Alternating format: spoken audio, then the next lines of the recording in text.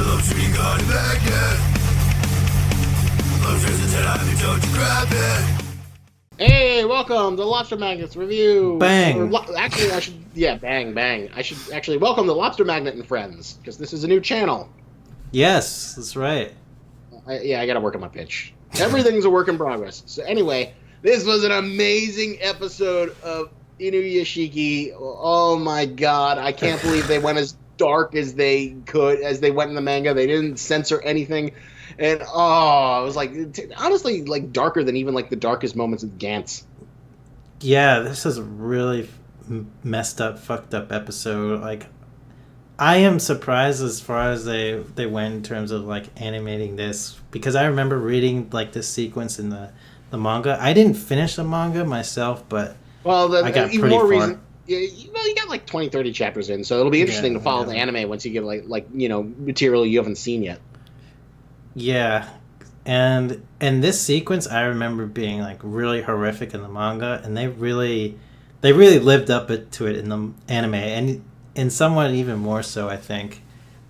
Yeah, that was like, well, because like one of the like greatest horrors and like mundane horrors is like a home invasion, just because like it's something everyone can relate to. You think of your home as like your sanctuary, and there's something like very violate. It's like why the Paranormal Activity movie works so well, even though like it's just like, woo, my keyboard flew up in the air, woo, a door closed. It's like the most mundane scares, but the reason why the first movie works so well is that it's the idea of like your home is being invaded by this entity which you cannot get rid of, you cannot reason with, and you cannot get anyone's help with.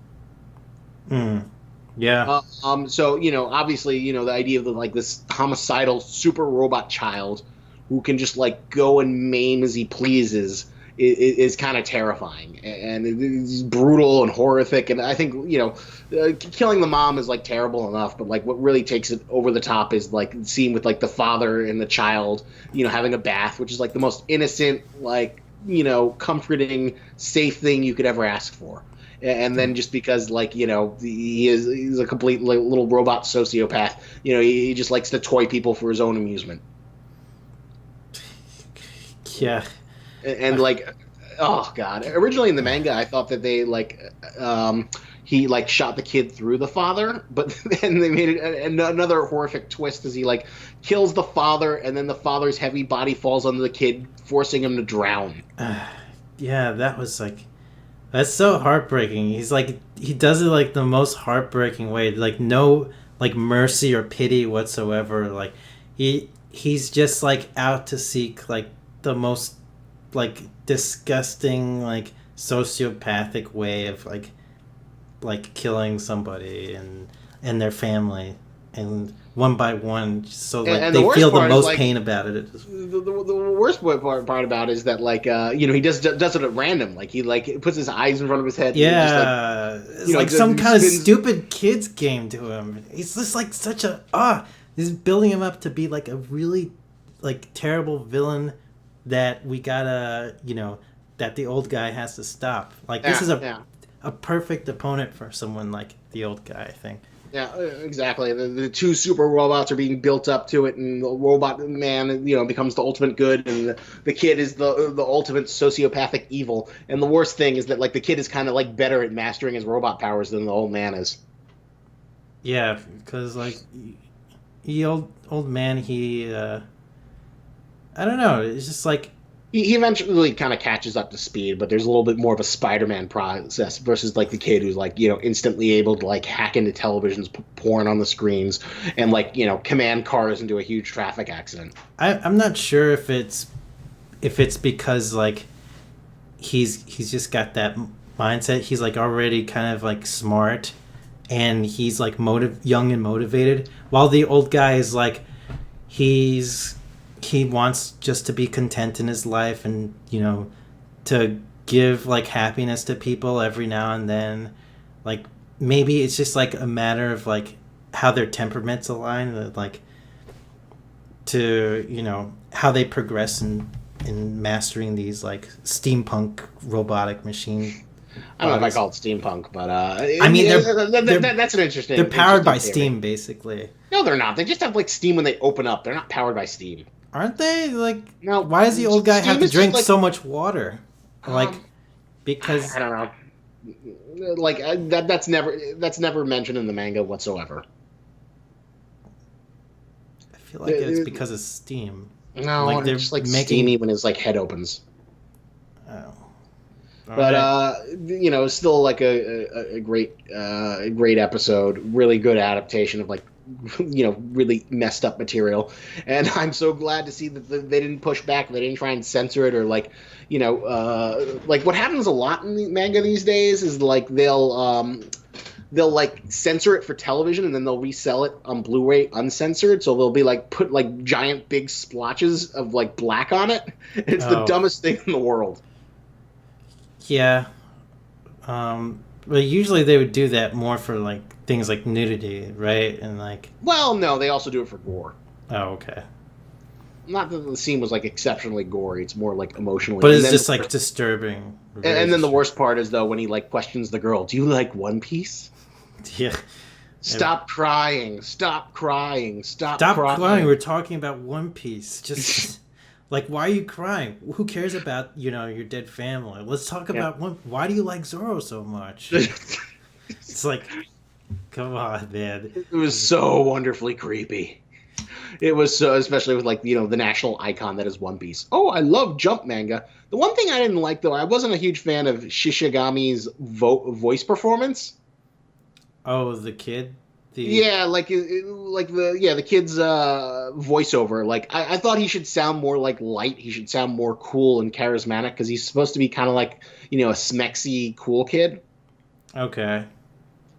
And like I guess the whole point of the voice is to make him sound detached and inhuman, but like I don't know, he sounded a little bit more like weird as opposed to like because like in the manga later on when he like becomes more infamous and he becomes like the public enemy of Japan, people are online and saying, "Oh wow, Shishigami looks hot." Spoiler alert! Oh, sorry. When he becomes enemy of Japan, what? Well, what do you think's gonna happen? You think like people aren't gonna like notice him going to like murder fucking families? Okay, I mean, yeah, eventually, but like you gotta.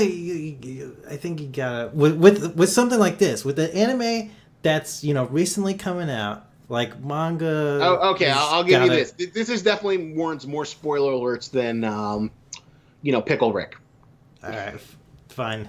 Yeah, I'll give you that. This is definitely like. Obviously things are going to escalate from here. If you've read Gantz, like I don't think things get to like Gantz levels, but they obviously get to like pretty scientific, apocalyptic, with these like robot suited mech people.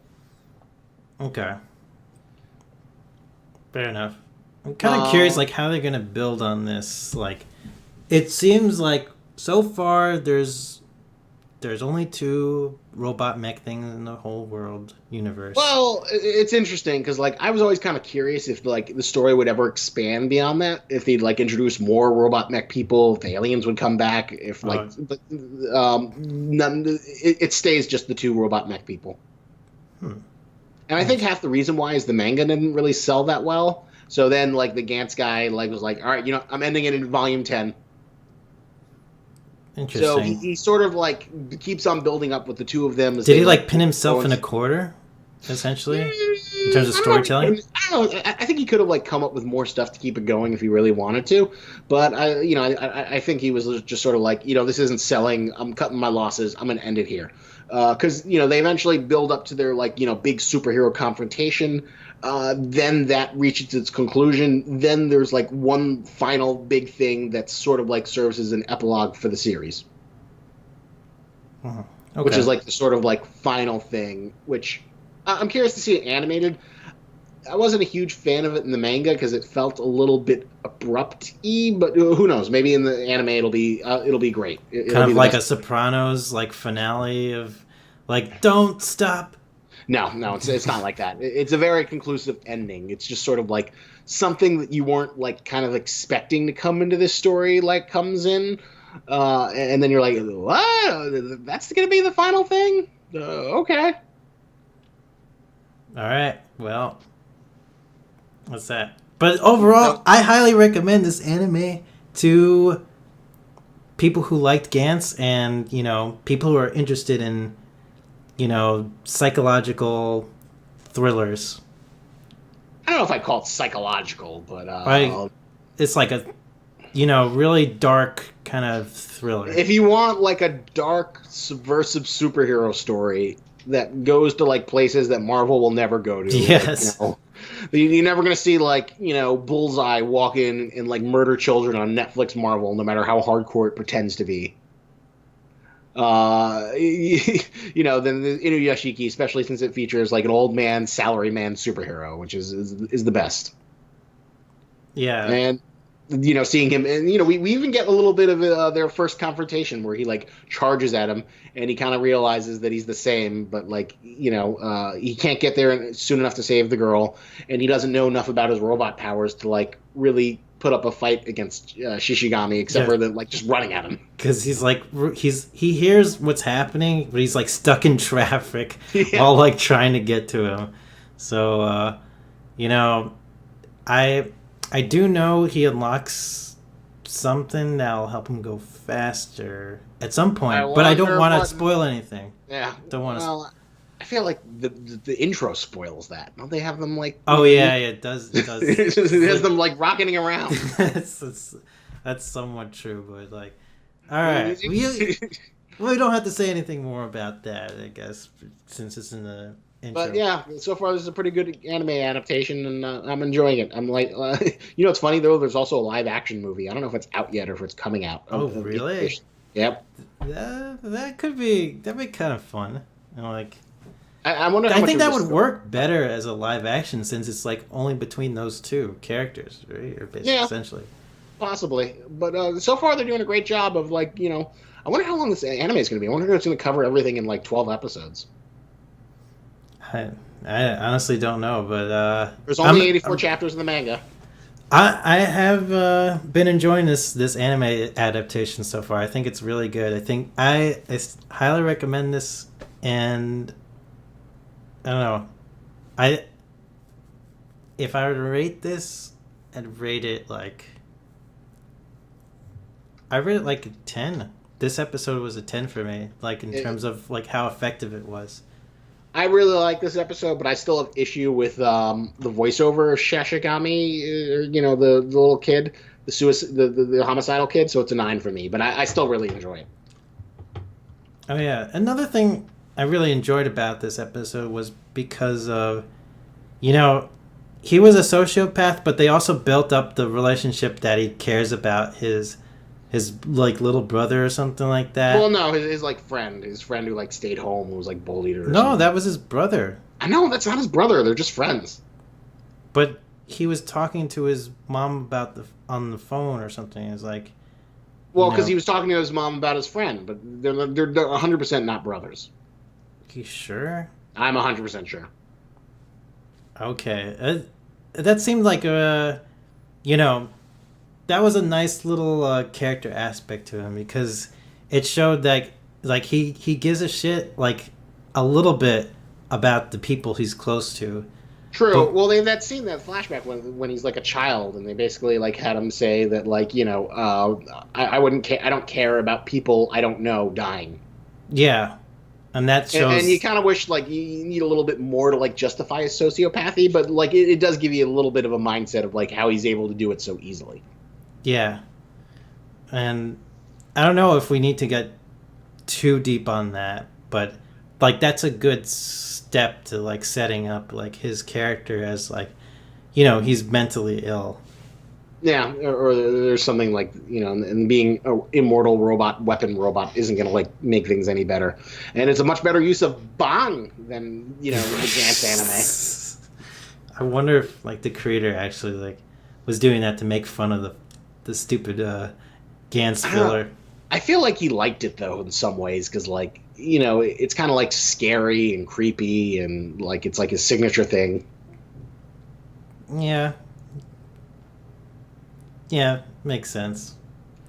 But it was a good episode. Looking forward to next week. It was a good palate cleanser for the terrible Black Clover. So, what did you rate it? I gave it a 9. Oh, a 9. Dropped one full score for just the voice acting. I don't know. I just didn't. I don't like his voice. Maybe I'll get used to it like later on. But like I said, I think he's more of like Yagami. He's supposed to be like a sexy boy. He's supposed to be like a sexy, charismatic boy. I don't know. It didn't bother me at all that much. I think he like his mindset is like that of a child in some ways. So I think him having like a more childish voice makes a little bit more sense to me. You think? Yeah, like he's like literally twisting around, like hopping around like this to choose a house, which a family to murder. True. That is like a good point. So yeah, I think that finishes up our thoughts. No shilling this time for, this really disturbing episode. But thank you for watching. Let us know in the comments below what you think of our favorite salaryman superhero, and if you're enjoying this with us, I'd love to hear your thoughts. And remember, lobsters and tennis, don't you grab it.